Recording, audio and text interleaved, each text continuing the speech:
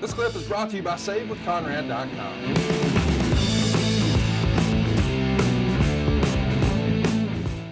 Helmsley's going to cut off Duke's hair on Raw, but on the house shows, he's working with Shawn Michaels. Is there a difference between the creative we're seeing on TV versus on the road? I mean, clearly you're trying to, give the fans a good match when you're at a house show and you want to pay things off and whatnot.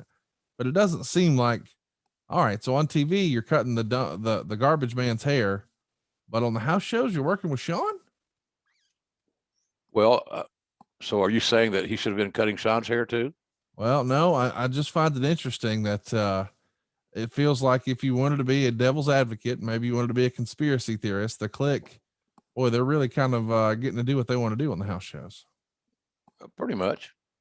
But here's the thing: what they were wanting to do is, again, I'll go back to the same thing we talked about earlier regarding Triple H's matches with the Razor. How many bad Triple H Shawn Michaels matches did you read about? Yeah, and it generally closed the show. I'll put my money on those two guys closing any live event that I would book, and do it very well and very professionally in that respect. Now, what they did earlier in the day at catering, or what they did the night before at a bar, or what they did whatever. That's whatever. Yeah, that's just whatever it is. You can't have a Happy Valley, and that's not a Penn State reference, but you can't have everything can't be hearts and flowers, and you need to have a little. What I always wanted to create, it was competition. I wanted talents to know that if you are good enough, you're going to find your way to the upper level of the card where the bulk of the monies are. And I think that's what we created there a great deal. And it gave guys the opportunity to do things, open doors, and created new marriages, so to speak. So I don't know, man.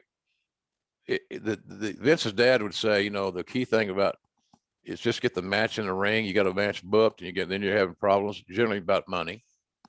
So consequently, somebody's not wanting to work. So what do? Do you unbook it? Do you false advertise? Do you give them an inferior product? What do you do? Well, what you do is you get the match in the ring, and you depend on the two talents to put their differences or their payroll issues aside, or you solve those issues with a few bucks. And then, of course, you will cease doing business with that individual when they basically blackmailed your ass into getting them more money. Blackmail's probably not the good word. What a conspiracy, I don't know what, but you know what I'm saying. Yeah. Money. And so cash and creative, baby. Cash and creative. It's never going to change.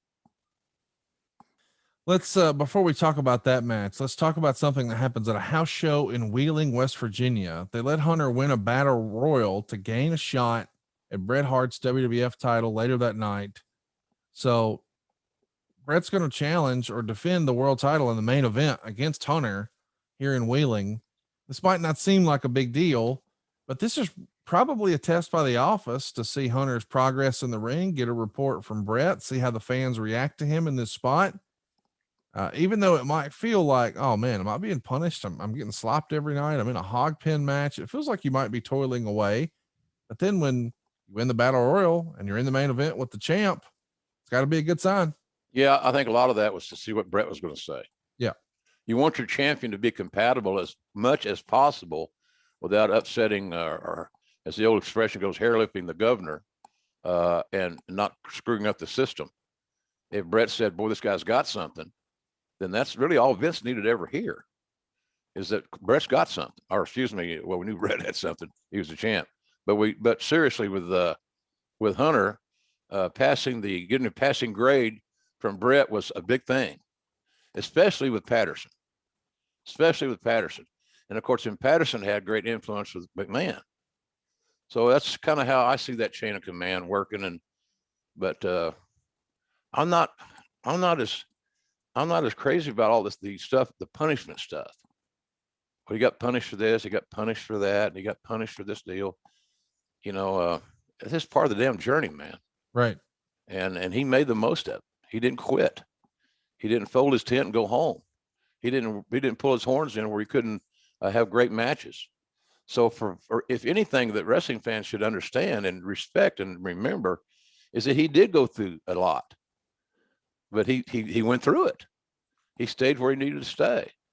So I got a lot of respect for Hunter in that regard, for sure. Hey, it's Conrad Thompson. Thanks for checking out the podcast here on YouTube. Be sure to hit the subscribe button and the notifications bell so you get a notice anytime we upload some new content. And go save yourself some money right now. If you're in a 30-year loan or you have credit card debt, it's not a matter of if I can save you money. It's a matter of how much. Find out right now for free at SaveWithConrad.com.